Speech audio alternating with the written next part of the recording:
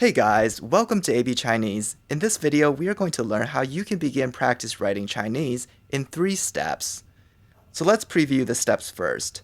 The first step is to learn proper stroke order, or 笔画.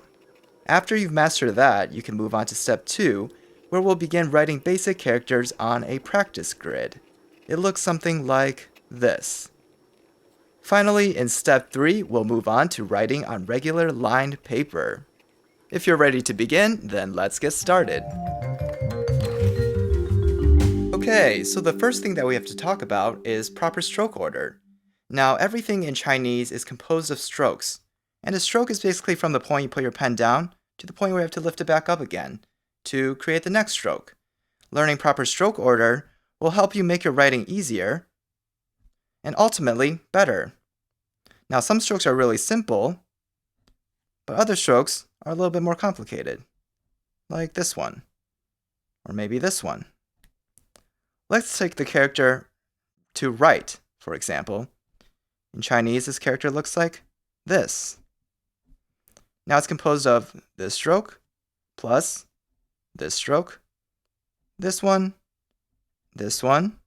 and finally, this stroke. And altogether, they're written in this order.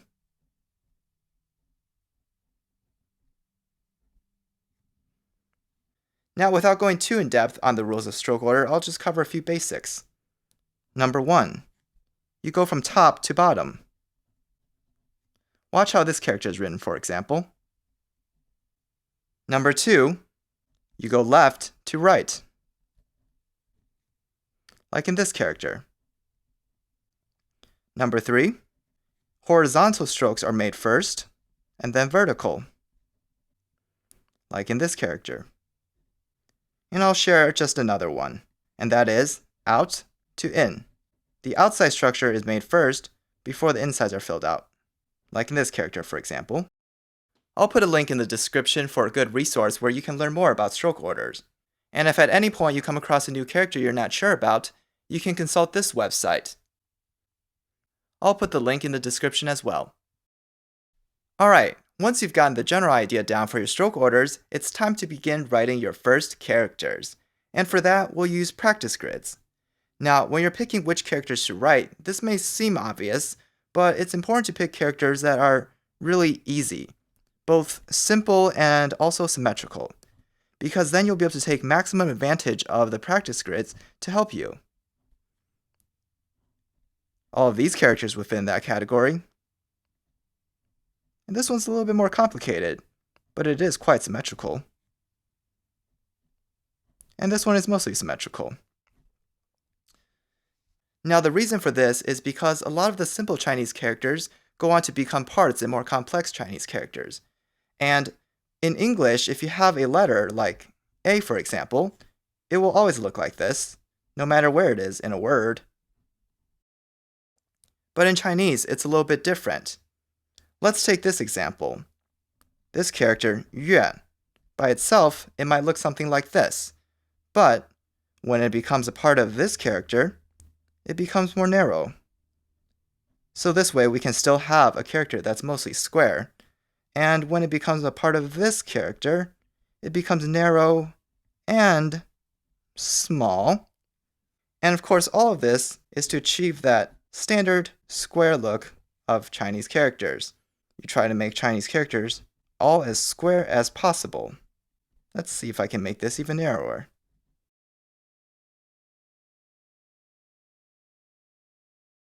Okay, so now on to the main point, practice grids. As you might have just noticed, they look a little something like this. They're mostly boxes with a vertical dashed line and a horizontal dashed line. And sometimes they'll have diagonal lines as well. There are a lot of resources online that will offer you pre-made practice worksheets to practice your Chinese writing, but they usually all charge a fee. Instead, you can make your own for free at this website, purpleculture.net.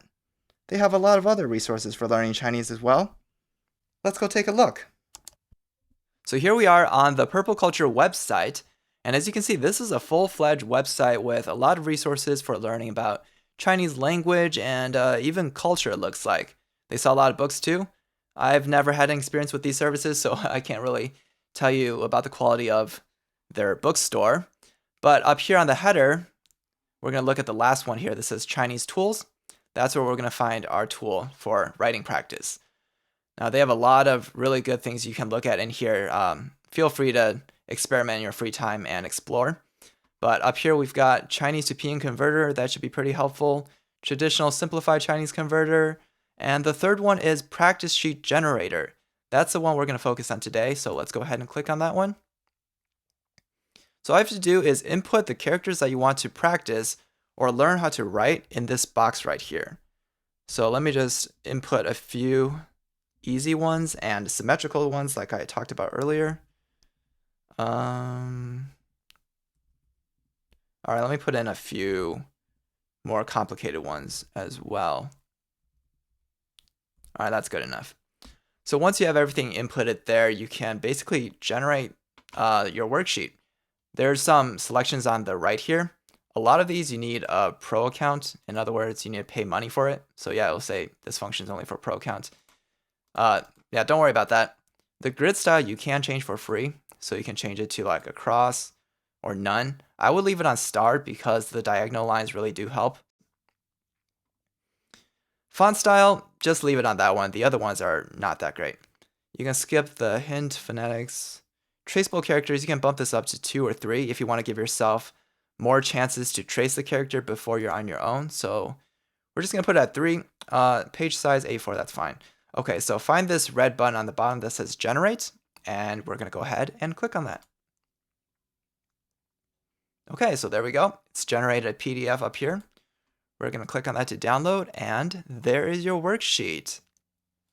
So all the characters are written on the left side. You've got 3 columns with grayed out characters. These are for you to trace, and then you're on your own for the rest of the row.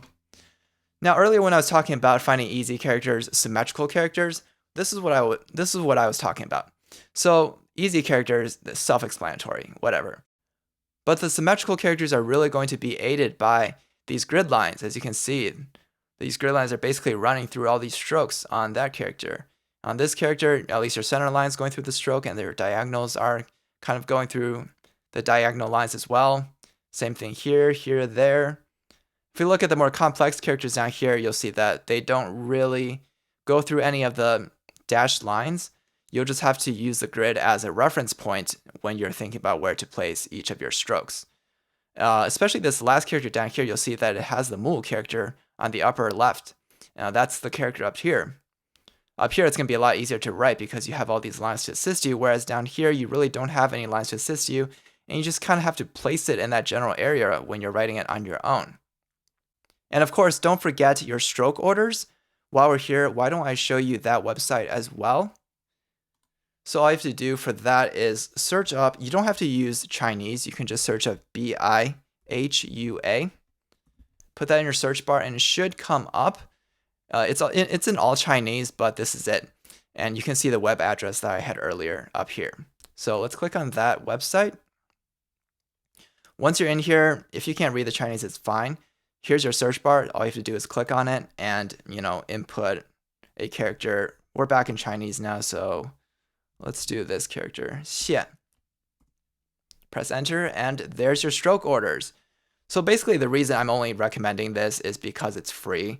You have a lot of those stroke order services on dictionaries and things like that, but they'll usually charge you a fee for it, or at least they'll charge you a fee for unlimited access to it.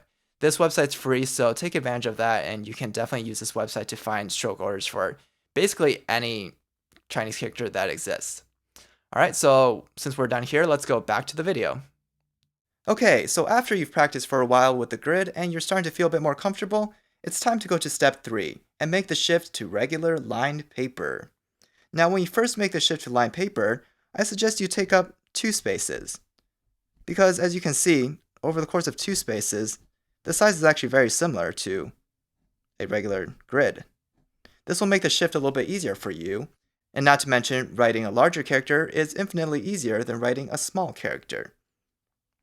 Do this for a while until you feel comfortable. You may have to go back to 2 spaces for complex characters, like Xi for example, it becomes difficult to see all the individual strokes of this character when it's condensed to only one space. Can you really see what that is? Another thing I would recommend is when you learn new characters to take up 2 spaces as well. This way you can write each individual stroke largely and deliberately, and it should help with your tactile learning. Again, if you wrote it over just one space, it becomes difficult to see each individual stroke. Alright, congratulations on finishing this video. Learning to write Chinese is such an adventure, and I'm so happy to share part of this journey with you. If you enjoyed this video, why not click the subscribe button and join me every Thursday for no-nonsense videos that'll help you learn Chinese and have fun doing it. And to check out another cool video, click here. Thanks for watching, and I'll see you guys next time. Bye bye!